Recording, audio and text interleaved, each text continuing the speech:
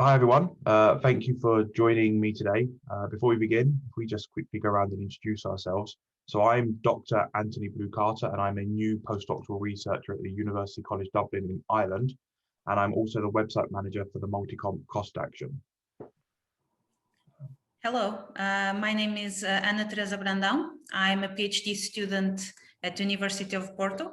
I'm in my second year and I'm working with carbon nanomaterials and hypothetic solvents for energy storage devices. Yeah, Hi, my name is Branislav Stanokvić. I am assistant professor at the University of Belgrade, Faculty of Physical Chemistry, and I am working on nanoporous materials in applications for applications in environmental chemistry.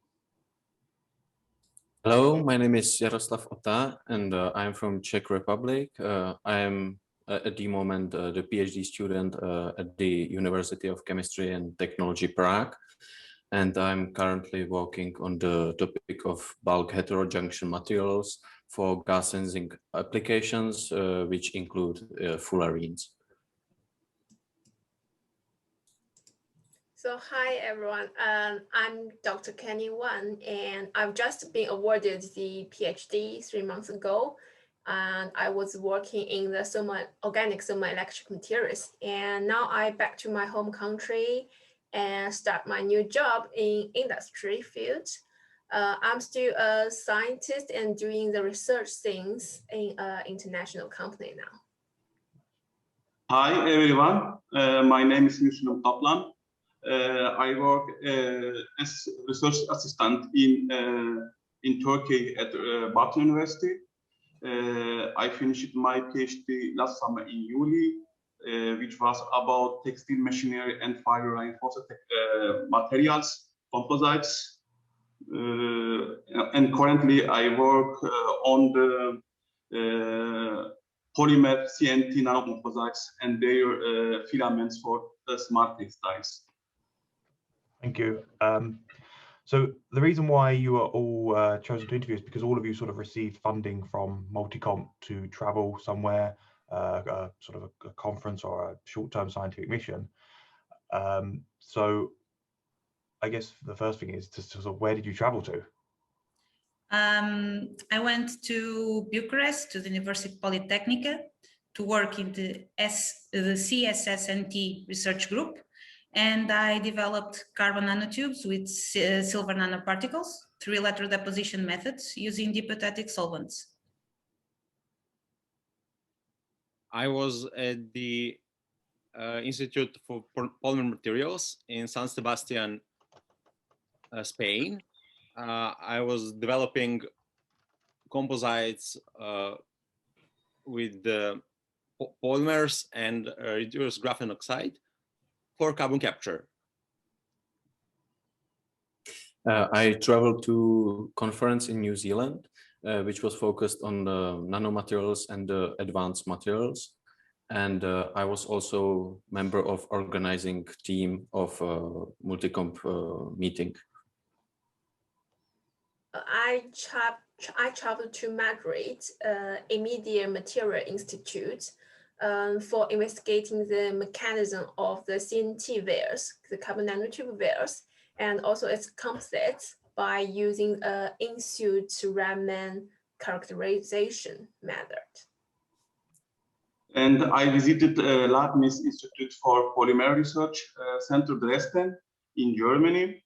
And the aim of this STSM was the development of polymer CNT nanocomposites by using melt mixing method. Nice.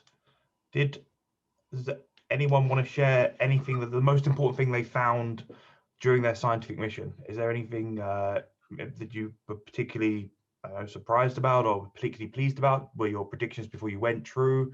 The sort of a success story of the mission would be that sort of thing. I loved going to Bucharest, to the university.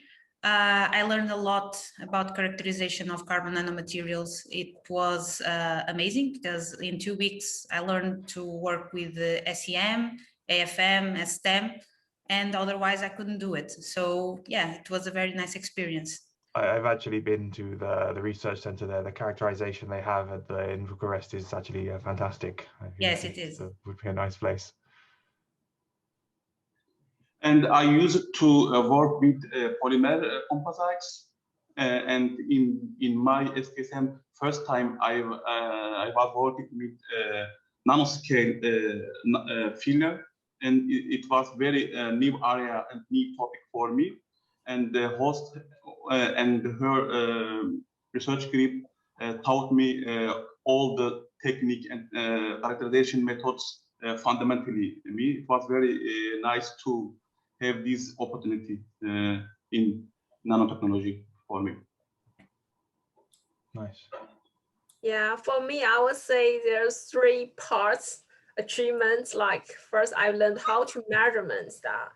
Like I know how to link the DM machines with the mechanical properties of for the CNT veils, and also learn how to like insert measurements that are Raman in a map method. And this gave me the new understanding, like a more deep understanding of the CNT veils and how the composites behavior.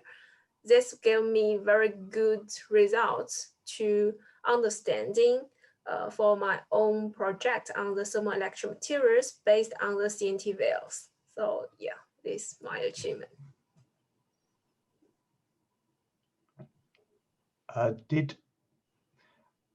Obviously, one of the things that the EU in general, as well as cost action, but the EU in general love to promote is like European travel.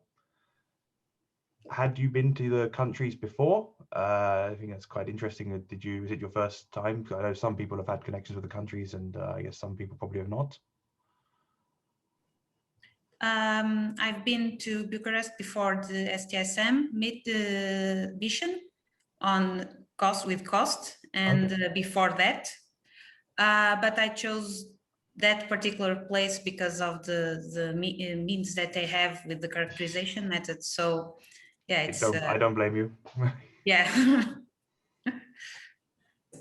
Yeah, I've been to Madrid before this short mission, but only like for traveling for only 1.5 days.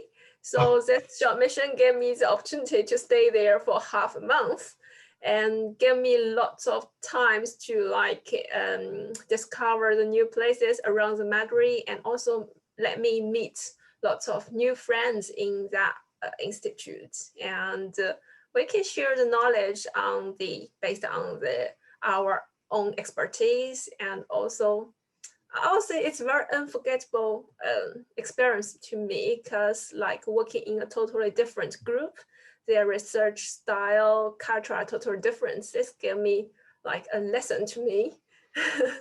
Yeah. Nice. It was also second time in San Sebastian. That was an opportunity for me to continue my research, and this time I have more time to speak with the people, to speak more with the people who are in industry, which is great experience for me. Yeah, I think the connections that you can make on these trips are actually really important. Yeah, are you still in contact with any of the people from your STSM? Is that still something that's ongoing for some of you? Yeah, I still make contact with them. I'm working on 2 papers for publishing, and I hope that we can continue to work together. It's very beneficial for me, and I hope for them too. Yeah. And we are in contact with my host. We write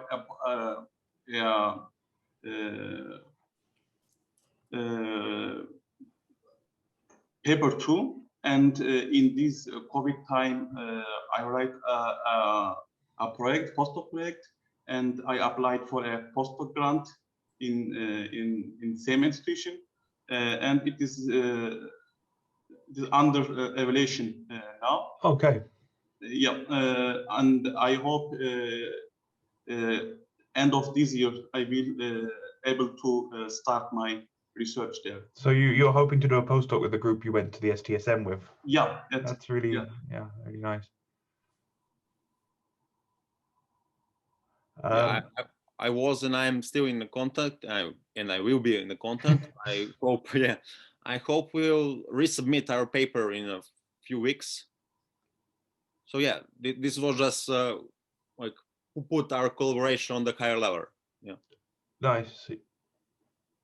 Yeah, I'm also still in contact with them because I received a huge amount of data and we need to find a way to like process them. So apart from that, I also connect with the new friends I met there. Like we share how our PhD is going on and how the progress on finding a job or postdoc. Yeah, it's really nice. So you have to work out how to find time to process your data with a new industry job. Yeah, exactly. Did any of you go to any other Multicomp run events? I know I've seen some of you at some of them. Yeah. Yeah, I went to Bucharest, to the training school in Bucharest, and to the Prague meeting as well. And I saw the online meeting with the last one. I saw some of the online presentations. So yeah. I was at the Vilnius meeting.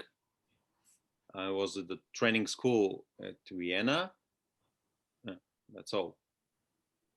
I was planning to be in Bucharest, but I had interview for a job, so I missed that. That's a good reason to not go. Yeah.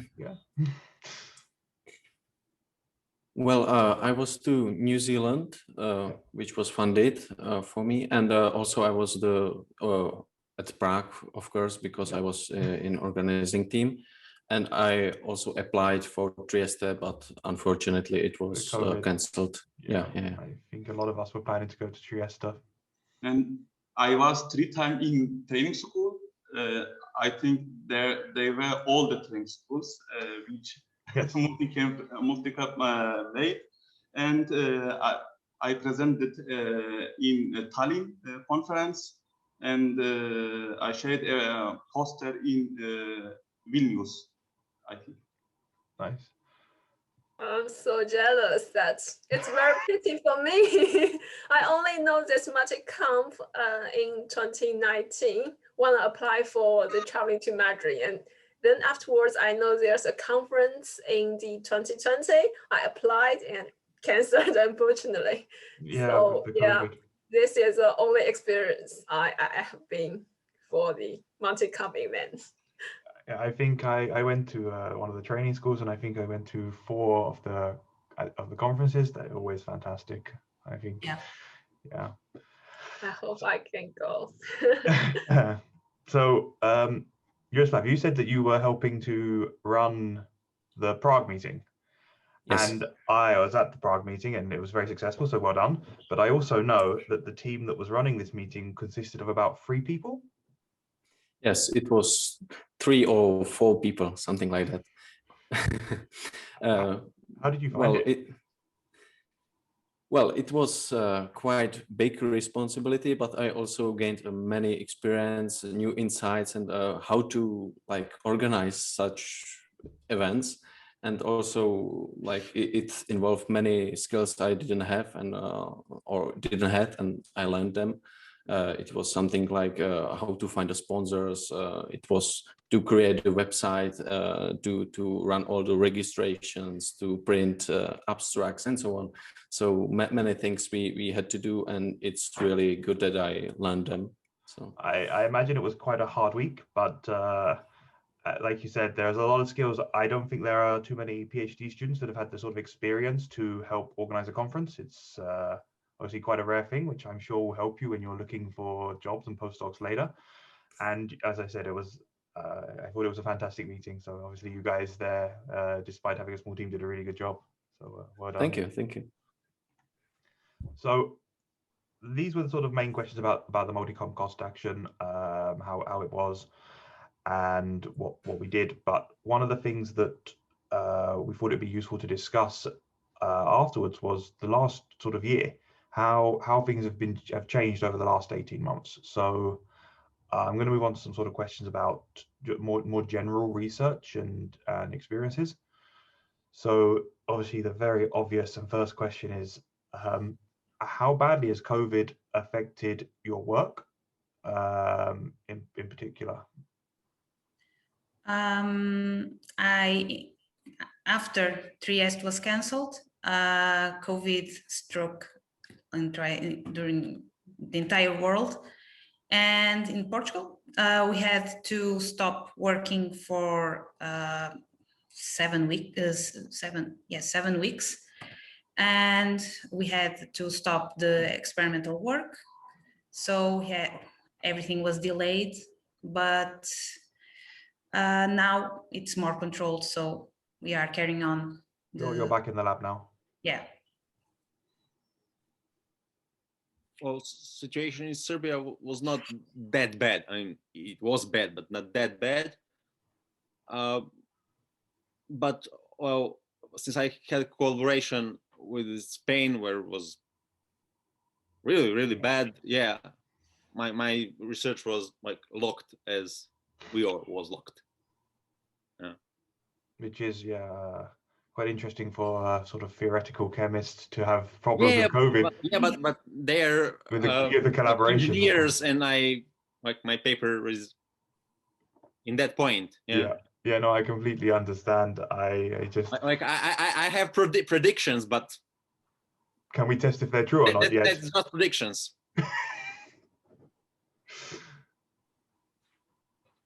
Okay. For me, it was in Czech Republic something for 1 month. I couldn't be in the lab, but there are many other PhD students which hadn't had any opportunity, for example, for 4 months or 5 months. But well, a lot of time I have to spend on the editing of the educational videos and creating them and so on. So it definitely took some time which I could use otherwise in my research.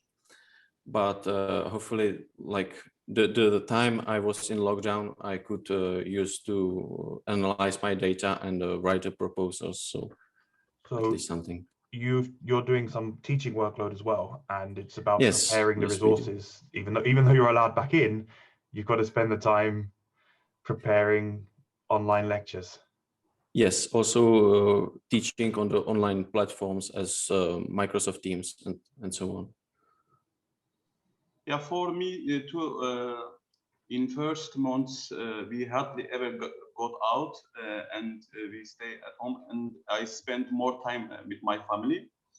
And got a good part for me. I finished to write my PhD thesis, and I defended online.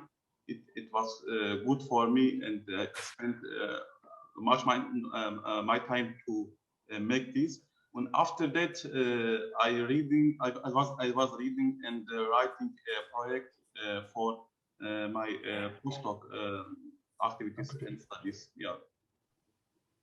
Yeah, my situation is much similar. Like it's just my final year, so it's writing up. But the unfortunate part is that I cannot do more experiments during that COVID time because I have very good data received. But if I can do more experiment to further understanding that, which can be a good papers to be published, and unfortunately, it's I stopped. But the good thing is that I still can use this data, which I already obtained for graduate. So during this 1 year, I can stay at home with my families and writing up everything. Yeah, for the good thing is that we can remotely to do the Bible, so I can graduate in time. Yeah. Yeah, so I actually also graduated last summer, and I know that the university had to make a couple of small changes to allow online vivas, because originally in our constitution at the time, online vivas needed a lot of extra paperwork to get permissions and that. But of course, when every viva is being done online, you can't do sort of 4 pages of paperwork for this. But I guess I was probably a bit like a couple of you, where I was writing my thesis during this time, and which wasn't too bad, apart from when you're writing up and you think, oh, I wish I had one more piece of data on this sample and I can't go and get it. That's the downside. When you write, you always think, oh, one more thing. And at the same time, it's quite good because it meant there was a hard, okay, no, I just have to finish it. But, you know, everyone wants to be a perfectionist and just get that last piece of work. So I completely sympathize with you guys. Obviously, the final Multicomp meeting in Tallinn's was cancelled. And I think that's been quite similar across the board. I don't think there have been many meetings at all. But any of you have any sort of international travel plans coming up that you sort of can't do? Was that a real problem? Did they effectively move online, or was these sort of just cancelled completely for you guys? I had some conference planned for last year, but they went online, so I could go to many countries without leaving my home, and sometimes the lab. Sometimes I was working in the lab and assisting online meetings, so 2 in 1. Yeah. Yeah. Yeah, I was like applied a conference which I like prepared for 1 more year ago. But that conference is in US and I applied for the visa, but till now the visa is still held in there and waiting for the ambassador's response. The concert I applied was cancelled. Yeah, and there's no online meeting happened. Yeah, it's very bad. Yeah, I think that I prefer real in-person conference. I think there's not a single person particularly that doesn't prefer the face-to-face meetings and the sort of the discussions you can have around a conference, which are probably arguably more important than the talks themselves, is the connections and the networking. But at the same time, it's nice to be able to go to conferences that you wouldn't be able to go to. I think this last year I've been to a lot of conferences, a lot more than I normally would in a year, because it's a lot cheaper or even free to sit with a video call and sort of go and visit other places. So last month I was in Japan while still sitting in my bedroom. So this was, I wouldn't have been able to go to this conference otherwise. And I think it was really quite nice. And I think actually looking at the speaker list, I imagine there's a lot of people even speaking at the conference that may not have been able to travel anywhere. There was a lot more people from outside of Asia speaking than there was at the previous conference a year before. And I imagine that because it's a lot easier to present when you don't have to travel. Professors' time's quite busy. So I think at least there are some small advantages, at least even if it's not quite as good. Yeah. I actually hope that when conferences go back to in-person, they're still video broadcast. That would be my ideal thing, so that people can turn up in person, but they video broadcast the live conference online. I think this would be actually something that we should do a lot more, because it can particularly help countries with less funding. Not every country has big networks of funding, and I think that this is ideal to let more and more students see the research. I was quite comfortable with technology anyway, but I know that some people haven't been. How have you guys found learning Teams and Zoom? Were you used to be using either of them beforehand in your research, or was it new? And if it was new, how did you find it, the experience, the learning how to use it, and just the difference to a real meeting? I wasn't used to use Zoom or Teams for work, but you get used to it, and I found it was a lot easier to talk, for example, with people from Bucharest about the work. I was not a phone call, but a Zoom call away. So I talk to them a lot more than probably I would before. So we have to learn with the circumstances. So I think it will stay. I hope it will stay. Yeah. I lecture too with Zoom and and other tools, and we use with our colleagues here. Nobody is happy, I think, as for this.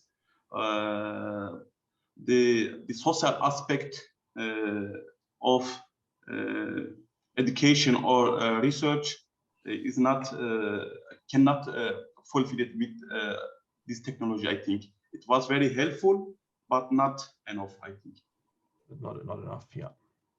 Yeah, I agree. I also haven't used these tools before, but now I find these softwares are very quickly to be learned because it's very easy and very friendly for us.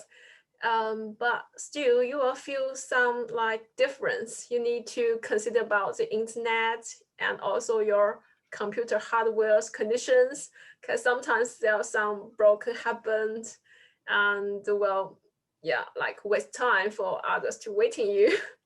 Yeah. Yeah, and also for me, because we are doing experiments things, so when we want to discussion about some things, it's much easier for us to just show the samples and pass to everyone's hand, so everyone know what happens here. But like online, it's very hard to present the samples in my bedroom. Yeah.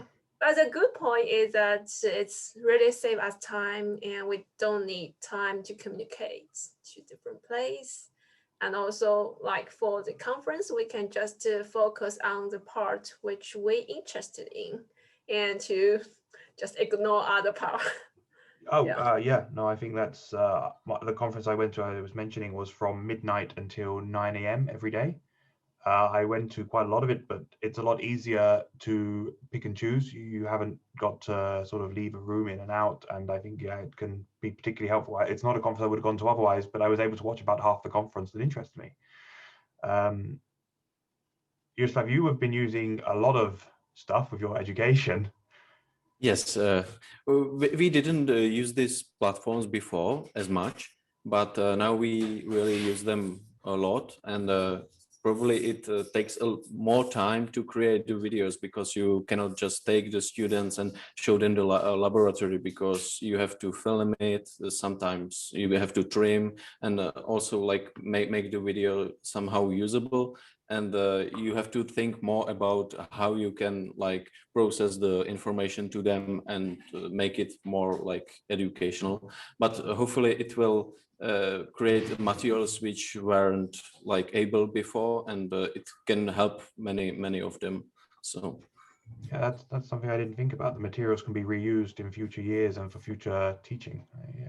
Yeah, maybe we will have like online studying more popular. Yeah, I think, yeah, part-time studying for people that want to come back to university whilst having another career. If all the videos are already available online, you can do it in your own time. It's another thing that I think that could actually be a positive from this, at least. So, Anna, you mentioned that you think you'll probably continue to use Zoom, Teams when things go back to normal, because, like you said, I'm communicating with collaborators more as well than I would be. But do you guys all sort of feel the same? Do you think that this is permanent to stay now, rather than send an email about things? You think you're more likely to also just be able to say, let's have a quick call and chat, or do you think it will sort of fade away in a couple of years? I don't think so. I think it will stay. Yeah, people are used to this. It's more practical, because if you write an email, sometimes people forget to answer the email. But the phone, the Zoom call, it's popping on your screen, so you can run away. Yeah, I think it's much easier for us to do some collaboration like remotely with lots of different research groups in different places. This can make us like have a communicate more tightly. But I think like for the communicate in group or in a university, we will still back to the face-to-face one, which is much convenient. Yeah, So I think it will be like less than now, but it will still continue and a very good, convenient tool for us. And I think this will continue in a hybrid way, and we will spend more time for planning, not playing for our days or hours or our minutes maybe. It will be very fastly collaboration opportunity, but we have to plan very good. So I guess this is more of a question for getting Müslüm, because of you both mentioned that you've moved jobs quite recently. Yes. And you're looking for jobs. How was that? And do you think it's been made harder with COVID, or do you think it's not really changed much with the sort of scientific searching for jobs compared to other jobs, or what would you think about it? I am already work at university. Yeah. And I would like to visit my host, the institute, for 1 or for 2 years. Then I have to go back. I'll come to my university back. And as mobility is not possible yet, I hope it will be this end of this year possible to go abroad. Your plans are sort of a little bit on hold until the pandemic. Yeah. Okay. Yes. Yeah. This might be different from my side, because I find it's like harder and easier in the same time. For the harder is because there's lots of like people back from overseas to our country now, and it's more competitive, and the opportunity is still like this or even less. Yeah. So it's very hard for us. The easier way is that we can do the interview remotely now, because they all consider about this situation. So we don't need to traveling to the different cities and stay there for 1 or more day for the interview. So it's much easier for us to do lots of interviews in the same time. It saves our time. But also this gives some like, but the drawbacks is that we cannot know the working environment there, because we are not there. And also we cannot meet some colleagues in advance, only when we enroll in that company or enroll in that university. Yeah. So yeah, 2 sides, I would say. Yeah, that's a really good point, actually. So my last question that I have scheduled to go through is, what advice would you give to anyone who will potentially have to go through a pandemic situation again? Other PhD students, other researchers. Pandemics are predicted to become more common. I think as a society, sort of the world, people will learn how to deal with them better, hopefully, and it won't sort of shut everything down so much in the future.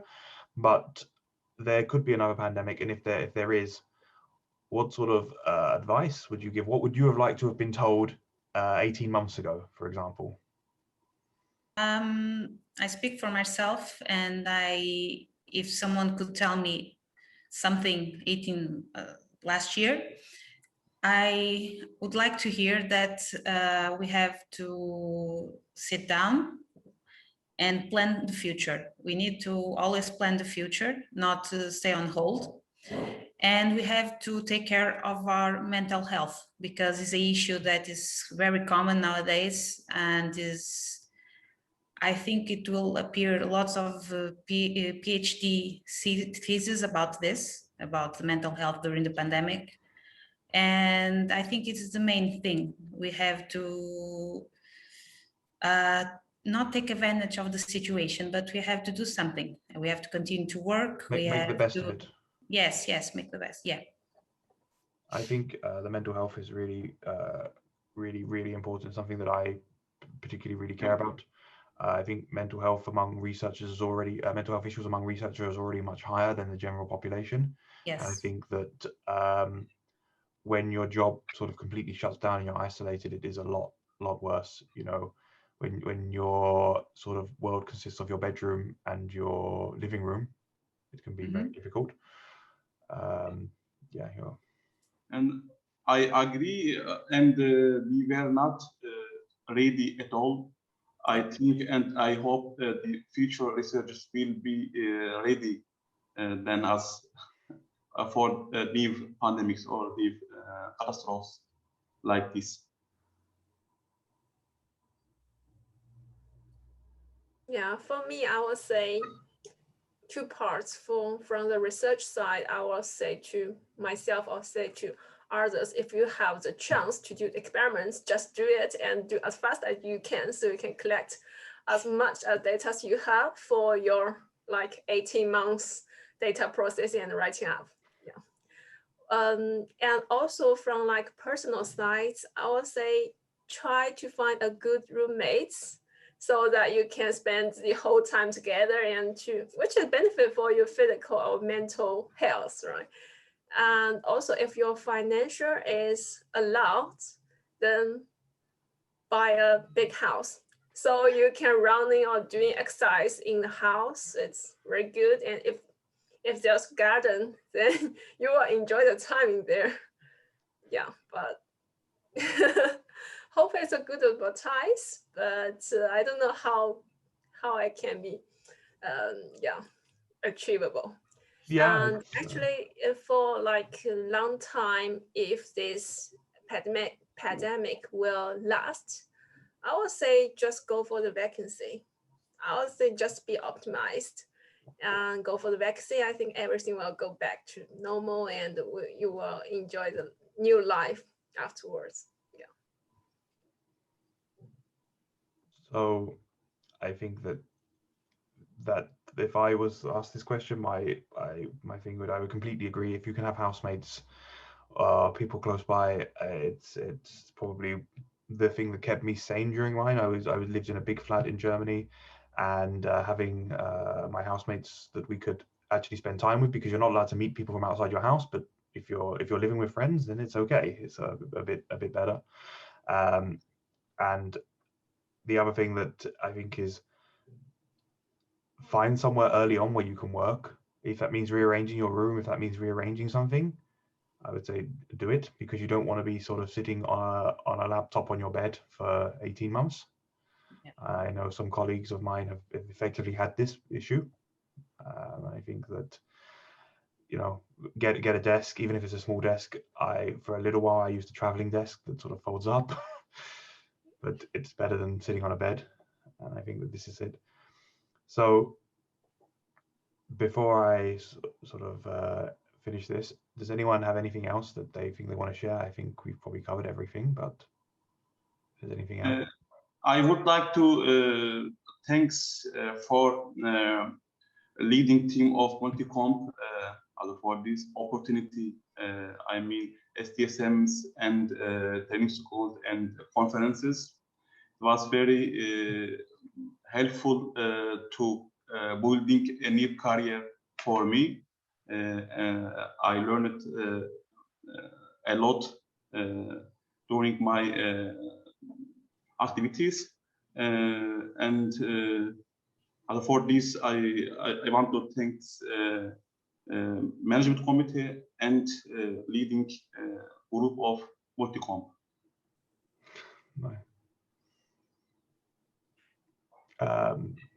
No, that's really nice. I think Multicomp has actually been a really friendly cost action, and I think everyone can agree on that. I know it's had a really nice high participation rate compared to a lot of cost actions, which I think has been fantastic. So I really want to thank you all for giving up your time the last couple of days to go through these questions. I think it's hopefully these interviews will be really useful to people in the future, and to the sort of close up the cost action. And those of you I sort of met before, I really hope to see you again at events in the future. And those of you that I haven't seen in person, hopefully there'll be a conference sometime where we can meet up. If you see me at all walking around, please come up and say hi. Okay. And I look forward to sort of seeing you all sometime. So thank you all. Thank you very much. Thank you very much. Thank you. Goodbye.